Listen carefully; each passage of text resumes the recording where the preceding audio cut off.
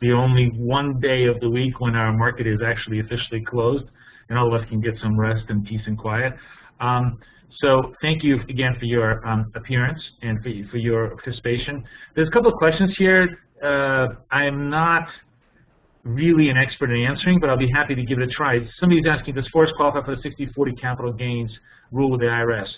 Again, I'm not a expert, so my opinion is only private, but I believe it is. You should definitely check with your accountant. And there's also a very, very good trading accountant. I don't know, probably many of you know him, is Robert Green. He runs a website. He specifically specializes in accounting for traders, so he's a master at knowing all the details. I would recommend you guys go to Green Trading and just check that out if you like it. So we only have about 45 minutes. I came jam-packed with information. I'm going to start my presentation. Keep your questions running if you like, and I'll try to answer them as we go. And then we'll do a little bit of charts if we have a little bit of time at the end of the show. Let me just get cracking onto my presentation, and yeah, and make sure one of the most important things that Fausto is saying is that if you have a question for me, make sure it's sent to all participants so that everybody can see the question. It makes it a lot easier for all of us to answer them. One of the funnier responses, by the way, when Fausto asked, "What kind of a trader are you?" One of the people here, obviously tongue firmly planted in cheek, said he was a losing trader. And I hope that a little bit of the information I impart on you can at least give you an idea of how we can minimize some of those problems as we go forward. Anyways, welcome to our battle-tested strategies. My name is Boris Scholssberg. I'm the founder of BKFOREX.com, and I want you to understand first and foremost that trading foreign exchange on margin carries a very high level of risk. I mean, obviously suitable for all investors, and it's very important that all of you read the disclaimer in front of you and understand the full extent of all the risks and concerns that are associated with trading forex on margin, so that you're fully informed about this particular market. Now, the reason why forex market is so dangerous in some ways, and so important to understand all the risks entailed for it, is that it's a very register today at www.cybertradinguniversity.com or call 877-70-CYBER. The equity market even dwarfs the bond market in size. We trade around $4 trillion a day at this point. What makes the forex market so different in many ways is that the forex market trades literally 24 hours a day. There is no stopping. We start at 5 o'clock Sunday afternoon, which is basically the open of New Zealand and Australia. Really, Australia is sort of, New Zealand is sort of the first market that opens up a couple of hours earlier, around 3 o'clock, but the official start of the forex market generally 5 p.m. when Sydney comes online. Then around 7 o'clock in the evening, Tokyo comes online, and we just keep on trading all the way through until 5 p.m. Friday when New York closes down all the other markets. The way the market works is that it goes from Sydney to Tokyo to London to New York, and then back all around the world continuously. So you really have, now the thing that's a little bit sort of, I think disconcerting to those people who are not used to a continuous market is that it's both continuous and discontinuous in the same time. What I mean by that is that the market does not stop, but there are really very clear, delineated, definitive sessions in the market. The Australia-Asian session, as I said, starts around 5 p.m. and goes to about 3 a.m. New York time. And then London session, which goes from 3 a.m. New York time to about 12 noon New York. And then the New York session, which is about 7 to 8 o'clock in the morning till about 5 p.m. New York. And so it's very, very important to understand that, what happens in Asia can be completely different. Even though it's one single continuous day, it's like having a bipolar personality sometimes, because the market can do the exact opposite of what it did just 8 or 12 hours ago, mainly based upon a lot of different information that it has to absorb. So one of the interesting things, and this is the topic of the day today, is of course day trading, and I brought you a couple of strategies that I'm going to share with you. But one of the interesting things that I'd like to propose to you is that somebody's saying they're having a hard time hearing me. I just want to make sure, does everybody hear me okay? Is this an individual problem, or is there Okay, everybody can hear me fine. Okay, so that's an individual problem. Log in, log out, and you're fine. Okay, very good. Thank you, guys. I want to propose to you an interesting concept, which is that I think positive risk-reward trades are very rare in the short-term trading environment. What I mean by positive risk-reward trades is the standard conventional view that you risk $1 to make $2, the 2-to-1 risk-reward trades. I think it's extraordinarily difficult, having traded myself for 10 full years, at this point almost 10 full years in the Forex market, and 10 years before that in the equity market, the options market, and the futures market. I find that on an intraday trading basis, it is extremely hard to for the market to basically, give you dollars when you risk nickels. It just doesn't happen. Generally, what we find is that the difference between profit and loss really depends very much on tactics, and those tactics often involve the idea that you can get whipsawed if you use very, very small stops. I want to show you a couple of examples where what is conventional wisdom can really hurt you on a short-term trading basis. And one of the reasons why it can really hurt you is because, remember, on a short-term trading basis, prices go up and down, up and down, up and down, up and down. And this up and down cycle is brutal to anyone who holds very, very, very tight stops. Let me give you a couple of examples where whipsaw can really turn into chainsaw and just decimate your account. So here's a Eurodollar, I think it's a Eurodollar trade where we have a small 20-point stop. Now, a 20-point stop, for example, is something that a lot of people will tell you, oh, that's a good stop on an intraday basis. It's very tight. That's what you want to have. But here's an example where a 20-point stop can just destroy you without ever actually doing any damage to the price, right? Price goes up, comes down. Price goes up, comes down. Price goes up, comes down. This is assuming, basically, in this particular case, I'm going to short the euro on the break of the support level of, like, let's say 2,900, right? I'm going to sell the 2,900s, right, in the euro. This is actually ironic. Talk about, this is what, I think this was September of last year. I have this chart, and you can see that we're right back to sort of, the same levels as before. So the one interesting thing about the Forex market, this is another interesting thing I think about the Forex market for those of you who don't trade it quite a lot, is that Forex market doesn't have a long bias. Forex market basically goes up and down, up and down, up and down. Prices generally stay within the same range over millions of data points and thousands and thousands of days. For example, the Great Britain pound was 1, and then it was 2, then it's 1, then it's 2 over literally 35 years, whereas the Dow Jones Industrial Average has gone from 1,000 to 14,000. So currencies, because they're valued relative to each other, don't have this kind of a uniform single path up or single path down. They go down, they go up, they go down, they go up, and they basically stay in very long-term ranges. So here's an example of where, on a short-term basis, you're trying to short the 29s. You hit it, it stops you out. You hit it again, it stops you out. You hit it again, it stops you out. It's brutal if you have very, very short stops, right? Now, if you simply had expanded your stop, right, you would have had a much, much better opportunity. You would have probably only had, if you had a stop, let's say here in this particular case, of like 70 points or 75 points, you would have been able to escape all this chop and actually would have been able to achieve your target all the way down to the 2,800s. My point being is that what works in FX sometimes is very, very different from what you think is supposed to work. What works in FX on a short-term basis, and again, this is only my own opinion, and of course you are welcome to ignore it. And as always, I just want to make you understand that trading foreign exchange carries a high level of risk and is very, very important for you to do. I just want to pull up the disclaimer again. Very important for you guys to read the disclaimer and understand the full extent of all the risks of it. So, in my own opinion, mildly negative risk-reward ratios can sometimes work much better than standard 2-to-1 payoffs. There's always a balance, right? I mean, you clearly don't want to do something stupid and extraordinarily biased on the other side. In other words, you don't want to do something where you are going to risk 50 points or 50 pips to try to make 5 pips.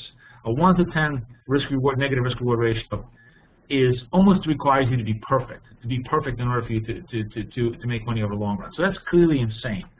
On the other hand, though, if you go like the other way, like I said, when you go 2 to 1, the common argument is, oh, you know, if you go to 2 to 1, you can make money even if you're wrong half the time.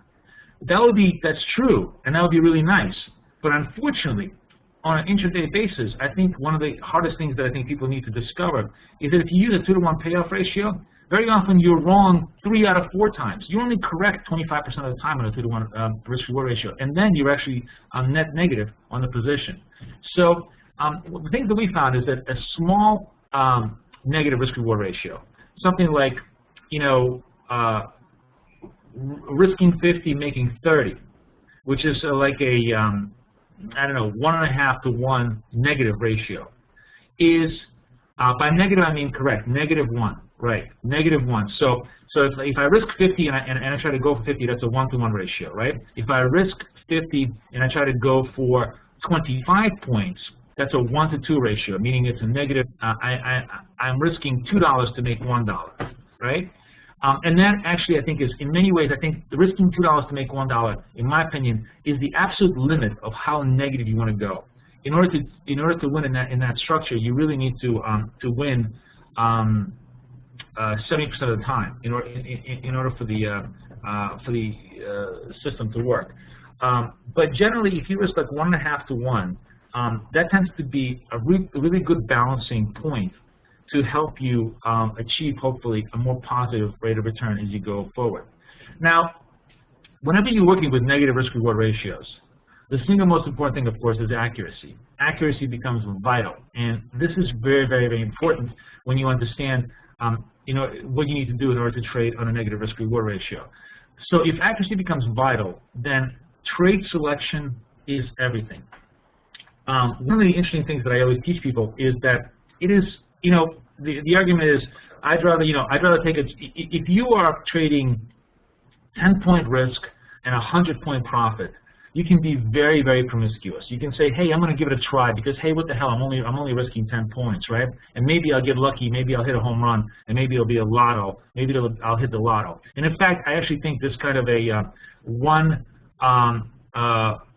10 pips, you know, 10 pips stop and a 100-pip profit is very much like playing the lotto, because I think it's very, very impossible over long term to replicate it. But you can afford to take a lot of bad trades.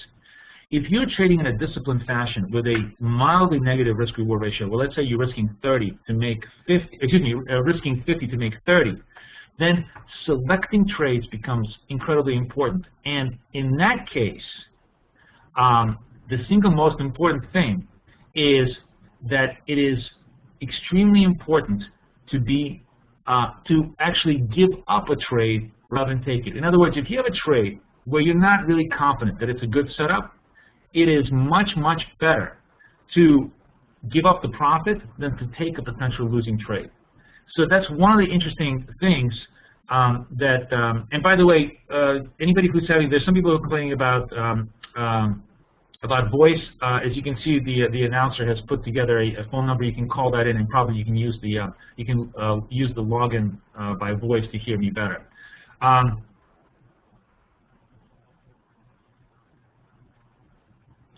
So here's a good question. Somebody's saying, Sunita is saying, even if we target a 1 to 2 ratio, we're not sure if our targets will be achieved. In such case, trading such ratios becomes theoretical concept. Yes, it only becomes theoretical concept if you do not test your strategy. I agree that one of the things that sort of is implied in everything that I say to you is that if you have VFD trading systems which you have back tested, by no means does a back test guarantee you any potential profits in the future. Past results are never indicative of future results. But here's one thing that you can be of certain.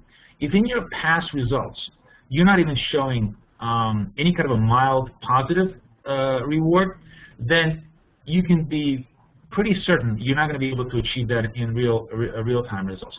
But you're operating, when I'm giving you negative risk-reward ratios in these kind of system ideas or strategies, you have to operate under the idea that you have tested this stuff, that you have tested it either in MT4 or TradeStation or some other strategy, and you have tested it on at least 100, and I generally like to test my strategies on at least 1,000 data points.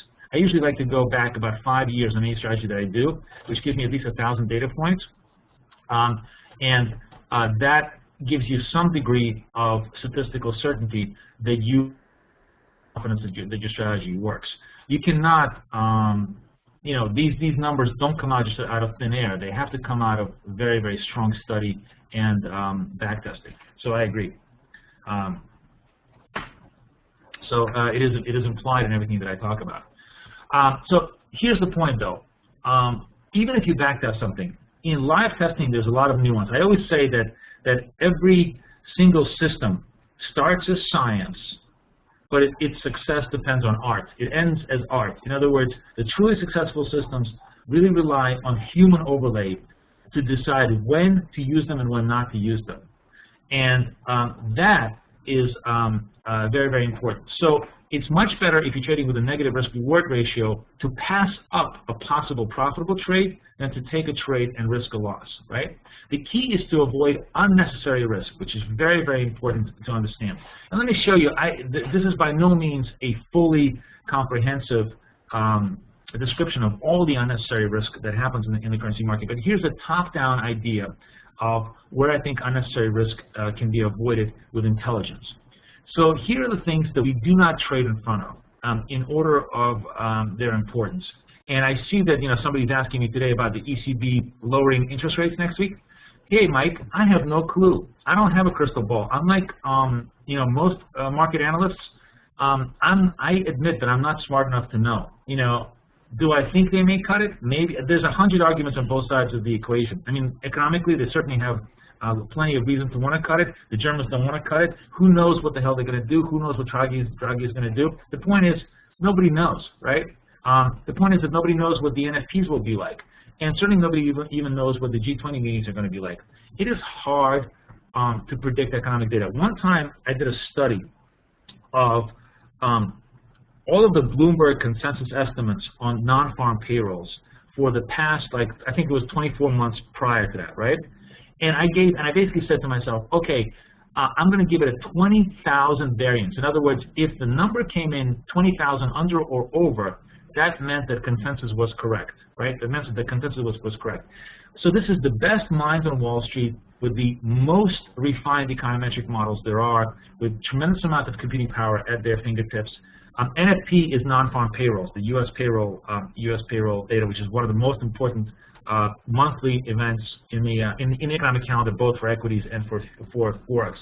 So in this 24-month period, 20 out of 24 months, that's 20 out of 24, I think it's like an 80% miss rate. I mean, the irony of the whole thing is that if you want to bet on something that is much more accurate, it's bet on the idea that the market doesn't know what the hell it's talking about. Consensus view is very often off the target. Somebody's asking me where's the best place to go for a large variety of trading systems. I honestly don't know. You know, I design my own, and I mean, there's plenty of forums, and there, you know, Elite Trader is probably like one of the most common trading boards in the world. You can go there and start looking around. I would say that the best thing is always to just Google the answer. A lot of times your best information is going to come from Google as to where the strategies are. But I always I generate my own strategy, so I don't really look at other people's strategies. Anyways, here's a way to, in my opinion, at very minimum, not do something stupid.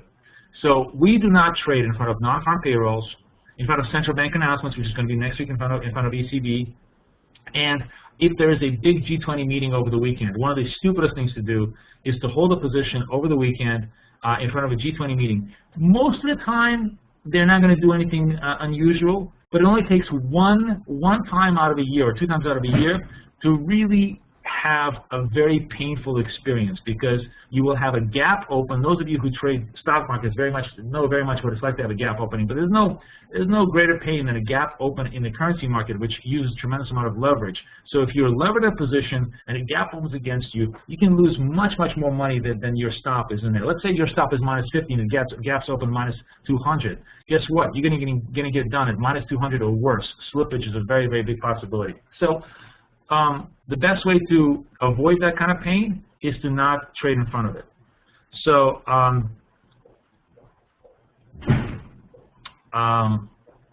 Yeah, somebody's saying, please don't interrupt. Yeah, ask me questions about what I'm talking about, but not off topic. So, because I can get off topic very easily in this conversation, and I have a couple of strategies. I want to walk you through them before our time runs out.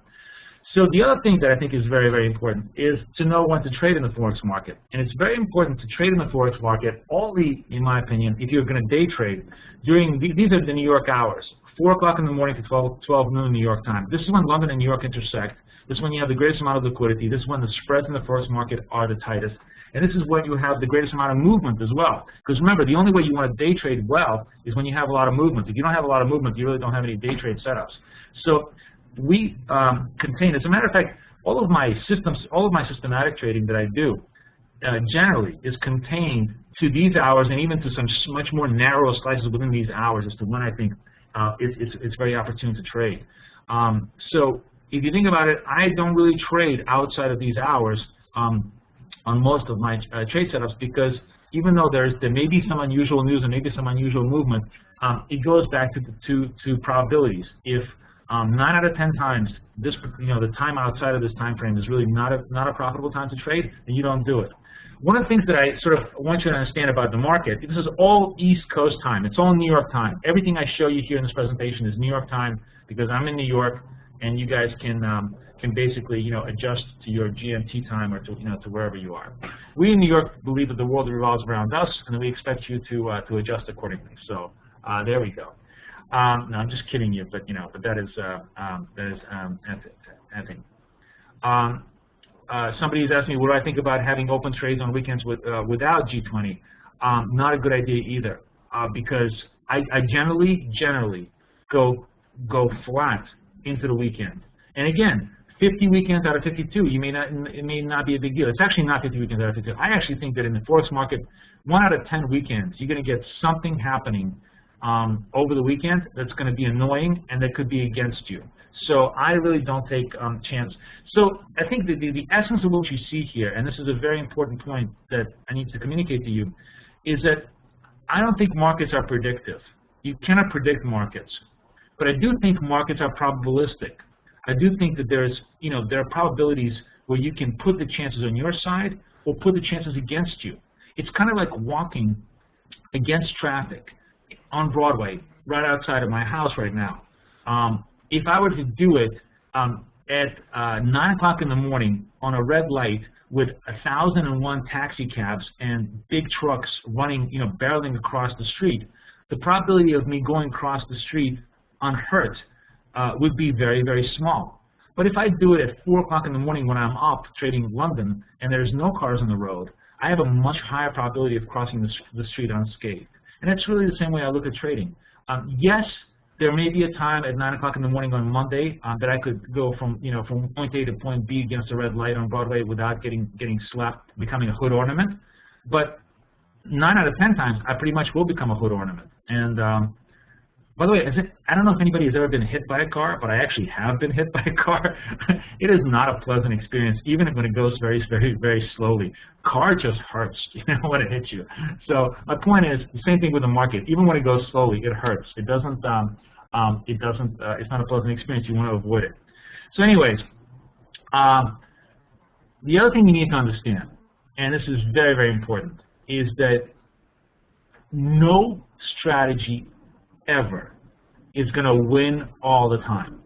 If there was such a strategy, the person who used that strategy would own all the money in the world, right? Because if you had a strategy that won all the time, you would just continuously lever up and lever up and lever up and just grab everybody's money. It's not like a game of Monopoly where you get to have everybody's money at the end of the game. It just doesn't work that way. In real life, every strategy fails, and it's very important to understand why they fail and when they fail, so that you could appreciate what's going on.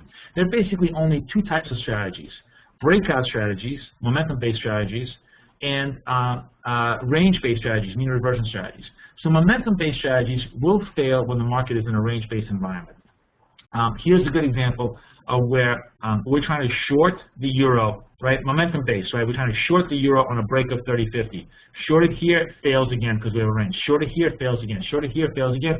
Finally, it gives and the momentum to the downside works. So here you have three times failure before it finally works. Here's the thing that everybody's going to ask me, and here's my answer to you. No, there is no way ahead of time. There is no indicator. There's no glass mirror ball or ceiling or any kind of a Vulcan mind meld that will tell you ahead of time, ooh, I'm entering into a range environment, ooh, I'm entering into a trend environment. You can never, ever predict range ahead of time or trend ahead of time. I'm sure many people will disagree with me. I'm sure you're going to give me lots of different predictors, but I almost can assure you that if somebody could figure this out, this whole particular thing, when is something going to go into range, when is something going to go in trend, this is like the $64 billion question that you can solve. There's no way to solve it. The point is you have to just accept the fact that if you get caught in range, your momentum-based strategy is going to fail, and if you get caught in huge trend, let me show you this something. See, there's no way you can predict this move. There's no way. You can predict this move afterwards. You can say, I knew that euro-dollar was going to go from 135 to 150. It was obvious in retrospect, right? But believe me, it wasn't obvious to the guys over here. It wasn't obvious to the guys over here. It wasn't obvious to the guys over here. It wasn't obvious to the guys over here. It wasn't even obvious to anybody who was long dollar yen from 85 that it was going to go to almost 100 before it kind of petered out right now. So my point is, if you're selling highs, buying lows, you're going to fail in this particular strategy. If you are selling, let me just go backwards. If you're selling lows and buying highs, you're going to fail in this strategy. There's just no way around it. You have to accept the fact that if you're in a wrong market environment, no matter how you fine-tune your strategy, it's going to burn you. So the only thing that there's somebody saying, which logically means there is no expert out there. Well, what I would modify that answer to is that what it logically means is there is no one expert there. There's no one strategy that's really going to get you to the end goal over a long period of time. I think that is actually very, very true. There isn't one single strategy in which you can rely on for the rest of your trading career. And what you have to do is, in my opinion, is do something that is, we all know very well, sort of theoretically, but I think very few of us practice it in practice in the Forex market, which is diversification. We diversify by strategy, by currency pair, by currency cross.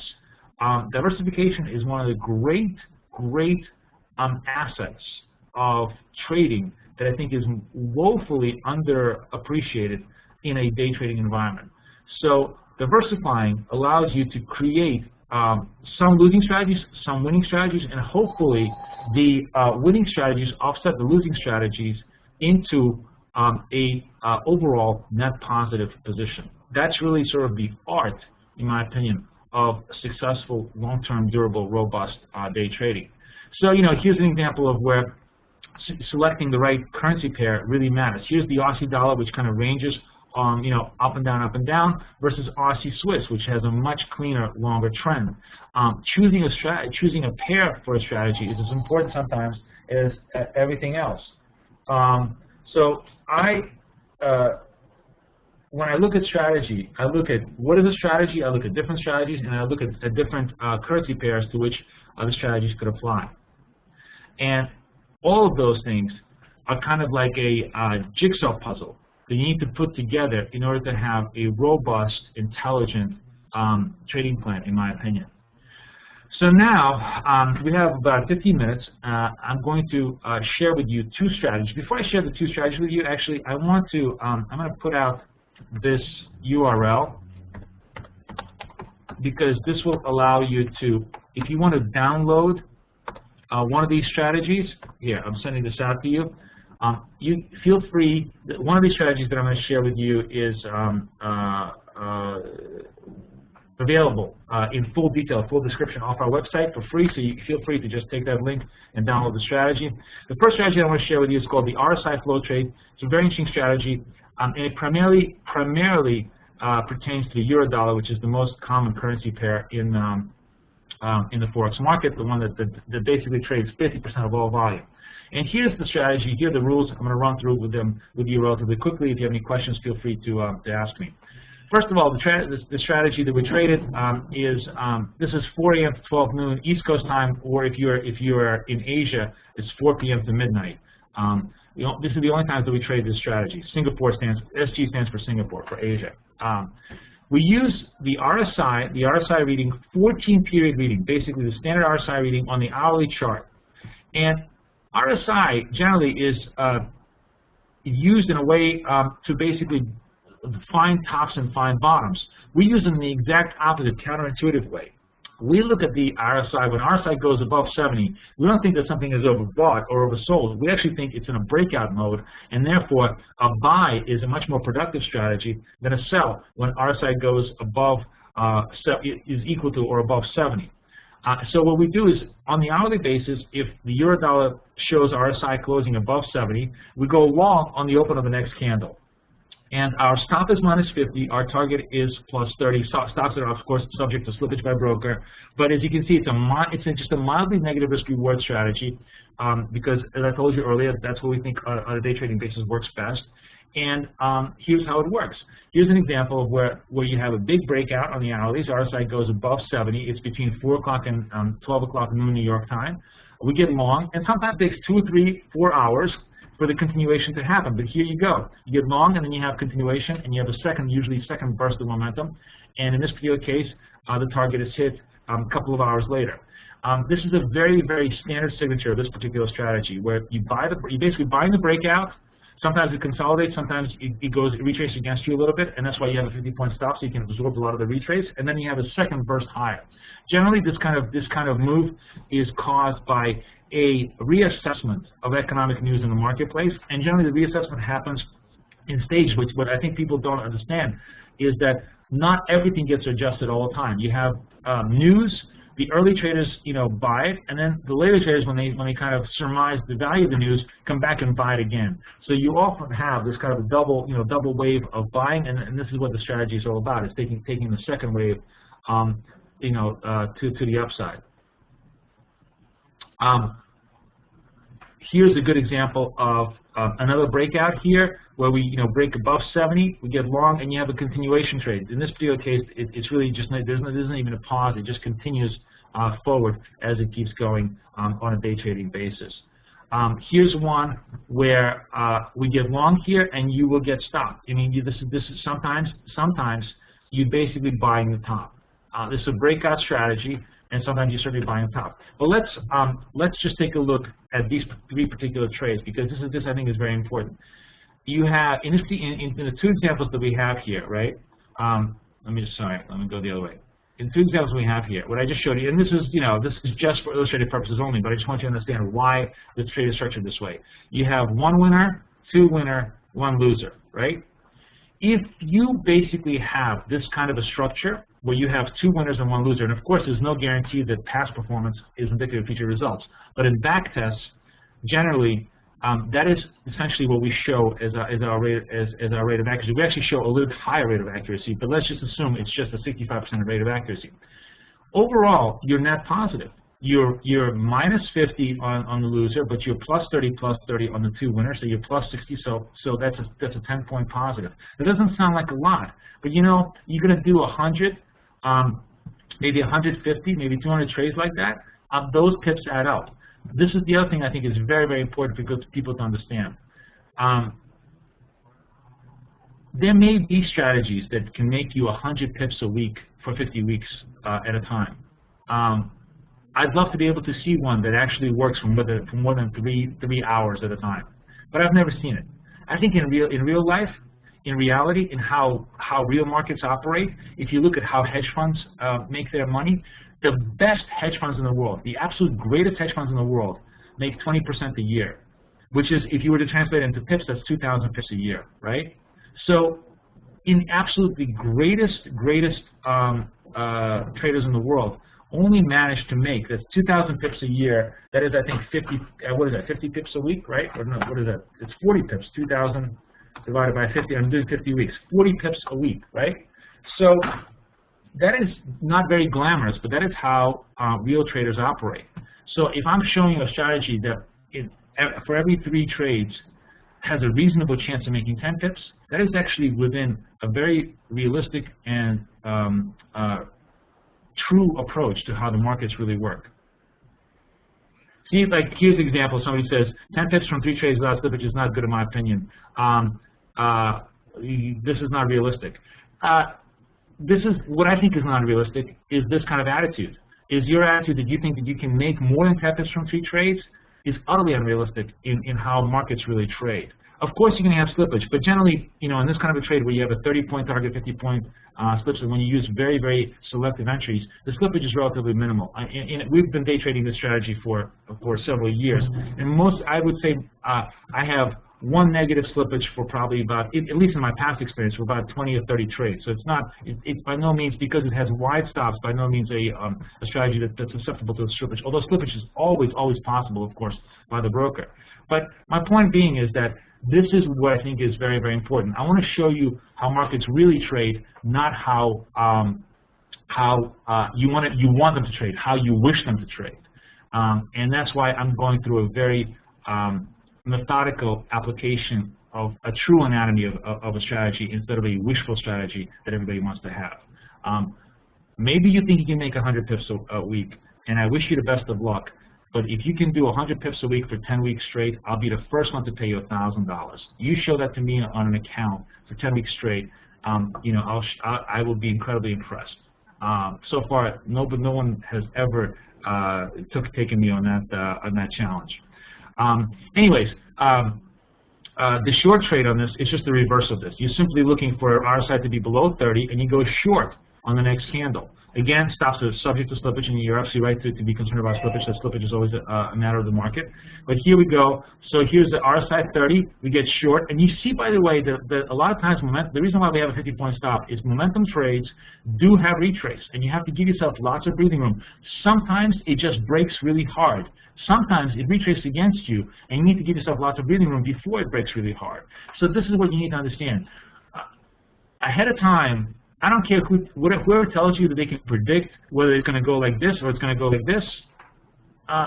Honestly, I can't predict it. I've never met anybody who predicted. Maybe there's somebody there is out there who can. All I can tell you is I think it's impossible to figure out ahead of time if the signature of the trade is going to be like this or like this, which is why you always have to plan for a relatively wide stop in order to basically avoid unnecessary stop outs. Remember, the two things to successful trading is unnecessary stop outs and unnecessary stop entries.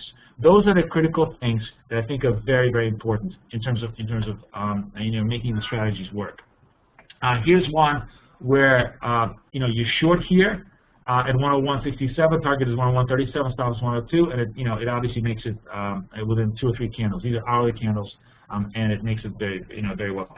So this was a momentum strategy. Now remember, I told you there's really only 2 types of strategies to trade in the market. One is momentum, and one is mean reversion. So I'm going to show you a mean reversion strategy that I think you might be able to find very interesting. And the details for this particular strategy is in the link that I just sent you. I'll send the link again for you, so you guys can all download this strategy for free if you like.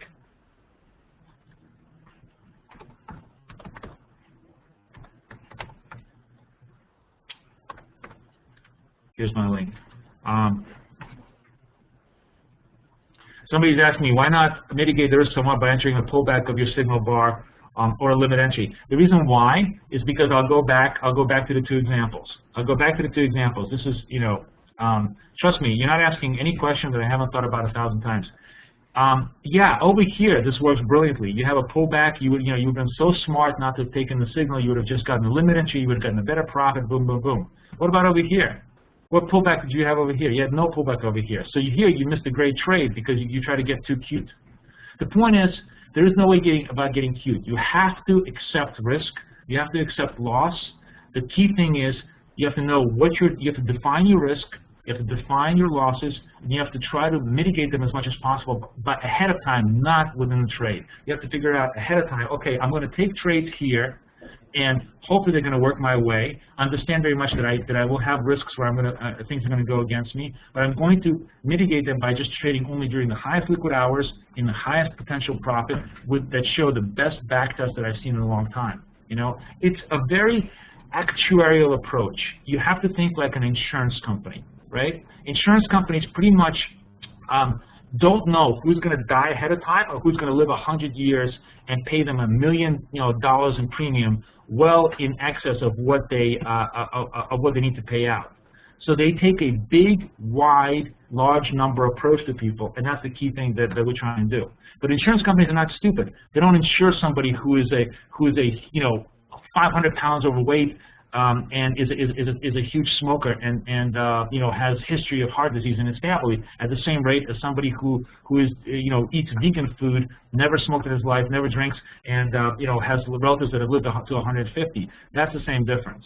We need to understand the risks of a very particular strategy and try to think like an insurance company. Actuarial trading is what I'm trying to basically show you. All right, lots of questions, but we're running out of time, so I want to show you the extreme phase strategy. This is the extreme phase strategy.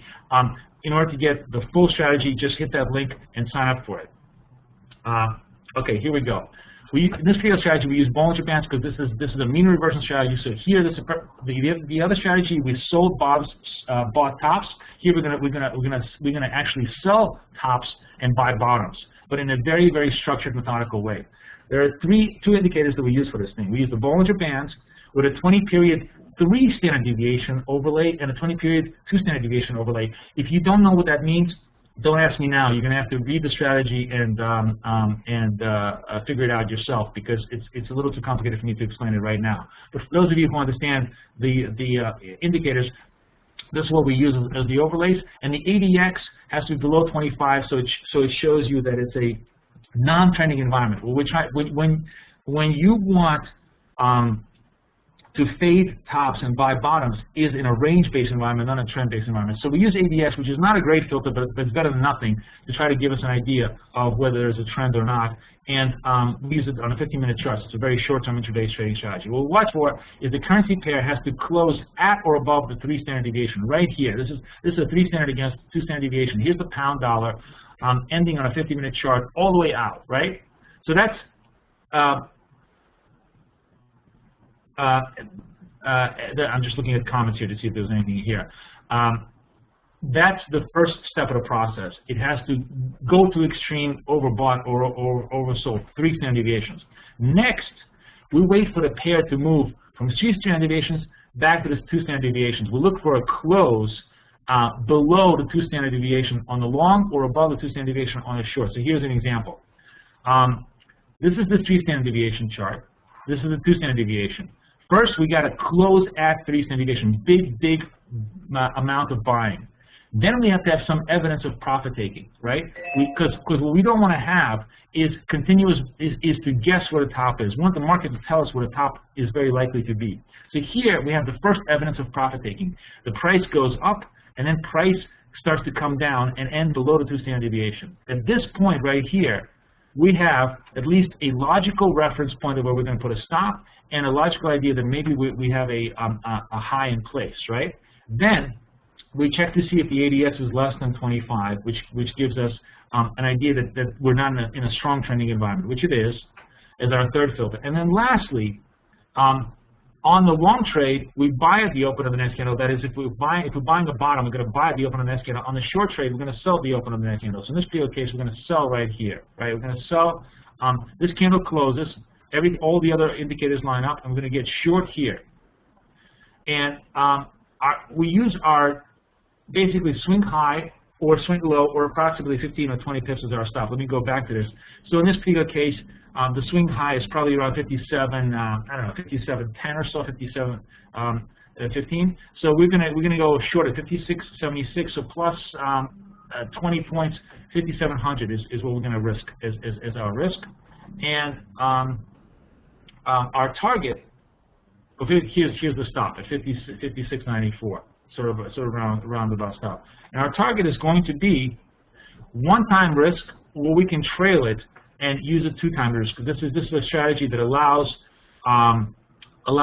you to basically decide how you want to trail a strategy. Because if you catch a small turn, then you just want to do a 1-to-1 risk-reward ratio. If you think this is a major turn, you may be able to milk it for much more. In this particular case, one-time risk is about 20 points or so. And it gets hit here a couple of candles later, about an hour later. One possible way of trading this, and this is certainly only one, there's several different ways, is to have a target of 1 times risk on the first target, then go to break even, and if this is a major turn, then maybe you can catch a very, very long move to the downside. But if it's not, then you basically break even at even. So you make half the position, and then you go to break even on the other half. That's one way of trading. The other way of trading is just simply try to take it one-on-one if you like to trade it that way. It really depends on what kind of a trader you are and whether you want to try to go for big home runs or for singles. Here's an example of where we're entering here at 22.97. The stop is 23.06. Right over here is the short. And the short works out very well to the downside. Here's one where I think I don't see the entry here. Let me just go to the next one. Here's one where it walks the band. One of the reasons why I think it's so important for you to understand, why do we wait for the price to kind of come off the highs, The reason why we'll wait for the price to come off the highs is if something is in a very, very strong uptrend, it does what's called walking the band. It continues to go up and up and up. And if you were to get short here, you just get stopped out. If you were to get short here, you get stopped out. If you were to get short here, you get stopped out. You really want the market to show you that there's some kind of a pause, that the buyers have finally stopped buying and the sellers now start to come into the market. And that gives you a much better indication of where the market is, and you could come in and do it. Somebody is asking me a very good question. Jeannie is asking me if this strategy can be used for other instruments, and I really think that this particular strategy certainly can be applied to the YM. If you trade the Dow Jones, or I'm not so sure it can be applied as well to the ES. ES tends to be well, it may very well be. I think it should be available to work for both. I don't trade oil, so I really, really don't know how oil would respond to this. I invite you guys to test it out. It's as I said, the rules for the strategy are right here. The rules are applicable across all instruments because it's an indicator-based strategy. So therefore, you can adopt it to any strategy you like. We've basically used it primarily for the euro, but the euro tends to be very stuff that works on the euro. Generally, this is purely my own opinion. So again, take it for all it's for just what it is. Stuff that works on the euro tends to really work well on the YM as well. So YM.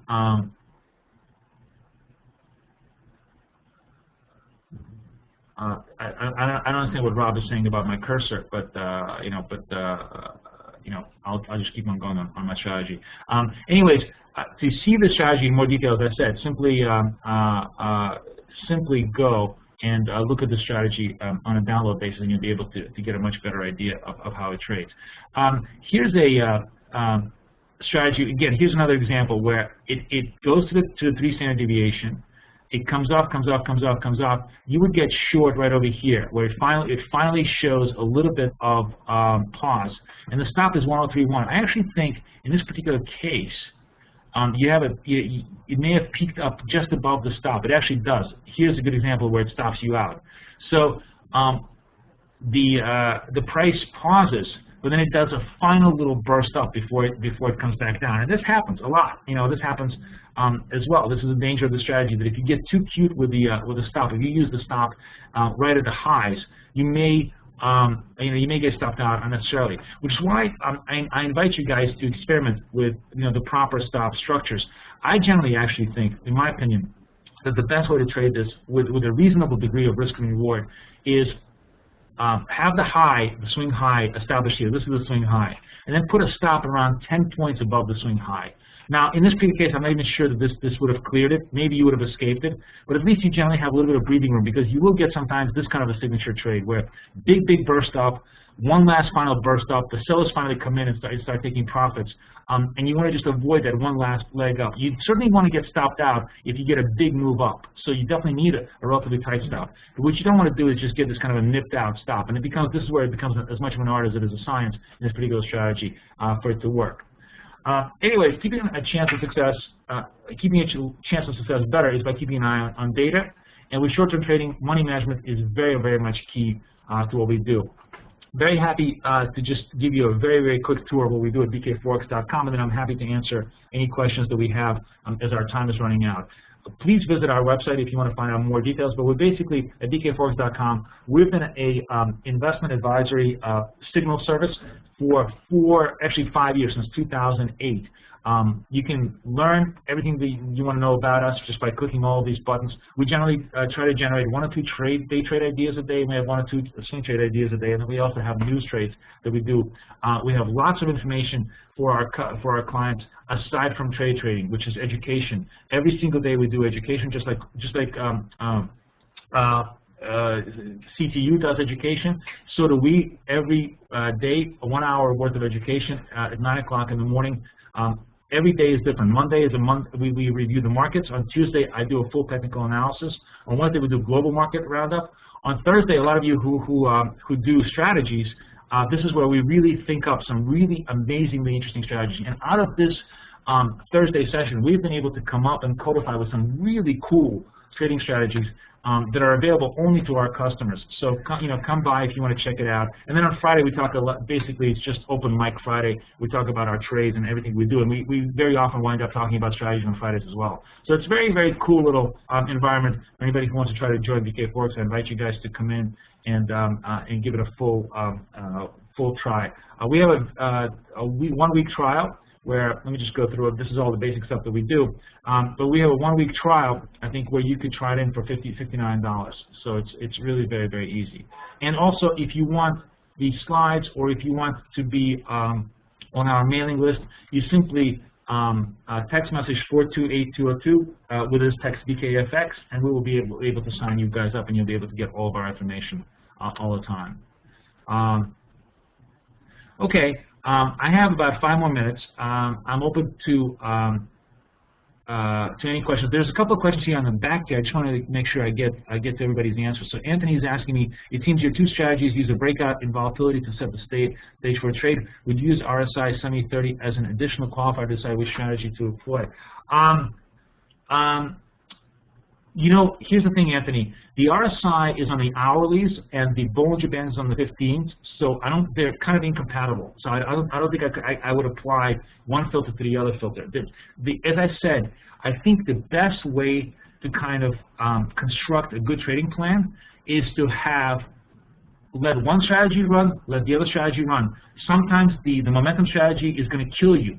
But then you hope that the mean reversion strategy actually mitigates your risk by making you a little bit of money. In a perfect world, like I said, what you really want is one strategy to make just a little bit more money than the other strategy loses, right? And in a really, really good construct, what you want is that the strategy that's not working to be not taking many trades, and the strategy that is working to be taking as many trades as possible, right? That's kind of how you want to do it. So I don't try to overlay one signal of one strategy to the other. What I think works much better is a portfolio approach, where you let both strategies run, but you refine each strategy as much as possible to hope to not lose. The key to basically trading, in my opinion, is not about winning. It's about not losing, right? It's about minimizing your losses. The wins kind of take care of themselves. When the strategy is working, the strategy is well defined. It works in the right market environment. It's gonna work well. What you really want to work on is how do I, it's like, imagine if you're a retailer, right? And you have a lot of perishable goods, right? I don't know. If it's hot summer, you can make as much ice cream as possible. It's all going to go off the shelves, right? But if all of a sudden a summer day is going to be a 60-degree day, you certainly don't want to be making a ton of ice cream. And that's the kind of a thing. You don't want to be making a lot of bad trade, a lot of momentum trades in an environment where there's lots of volatility and lots of possible mean reversion. So same idea. You kind of just want to. The key thing isn't about not taking 2 strategies and using variables from both of them to try to figure out which one is best. It's just working on each strategy individually and combining the 2 strategies into a portfolio approach. Does our signal service work 24 hours a day? Pretty much does, yes. You see a lot of big news occurs because of news coming out of Japan at 1 o'clock or 2 o'clock. Yes, most of our, by the way, most of our strategies, the way we work on our signal service is we put our entries into the market. So we're always buying up or selling down. So we put in entry orders into the strategies, and that allows you to come into the market. So even if you're kind of sleeping, it allows you to execute. That's how we sort of work our strategies. My time is up. I am told that I got to cut the mic. I thank you very much for coming in. Please feel free to download all the strategies that I gave you, all those links. And I'm very, very happy for any kind of questions. The last thing I'll do is I will put out my email address. If you have any questions, it's contact@bkforex.com. Sorry. Feel free to email me. And just one last thing is @FXFlow is my Twitter handle. I'm always on Twitter. You can always hit me on there. So I thank you very, very much. Thank you, Fausto, for giving us the opportunity. And I wish you guys the best of luck and the best of trading. I'll see you in the markets.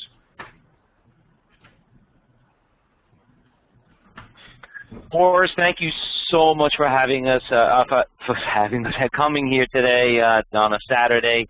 I know it's been a really, New York has been awfully cold, and it's a beautiful day today, but thanks for coming out and give us a great, great presentation, and hopefully everybody enjoyed it. Everyone, can we give Boris a round of applause, everyone? Everyone, just give Boris a thank you for being here. It's been always a pleasure for knowing Boris. Thank you very much. There we go. It's always been a pleasure having him on Cyber Trading University and doing a presentation for us. Once again, we are going to have a custom web page made for all the speakers on Cyber Trading University. If you want to know about the promotions that they're running and with a group special and everything that they have, when you go to our website, we are going to be emailing all of you the basically of what they're actually offering. And once again, remember, this has been recorded. So I know Boris very well, and one thing, like Boris just said before, he's from New York, I'm from New York. Sometimes we talk a little fast because we have this small amount of time to fit so much knowledge to you. And the recordings of doing these webinars are great because it does help all of us basically review it and go back to it and see what he kind of mentioned. But the Forex market, like he just said, it's been a great, great market for a lot of us. I think a lot of you have not taken that much of an advantage of the Forex market because of, whatever the reason is. But you should understand how stocks work, how Forex works, how options work. There are great ways of leveraging yourself. So always go out there and do that. So once again, let me just change the splash page right here, so hopefully everybody can see the splash page. Where can we hear the recording, Deb?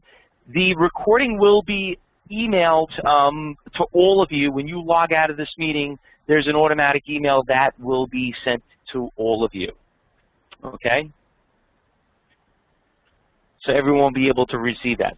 So once again, just hold on 1 second, ladies and gentlemen. I'll give you guys about a couple of minutes, and then I'm going to bring our next big speaker, very good friend of mine, Norman Howley's with us right now. So let's just stand by, and about another minute or two, and we will be getting started shortly, everyone. Register today at www.cybertradinguniversity.com or call 877-70-CYBER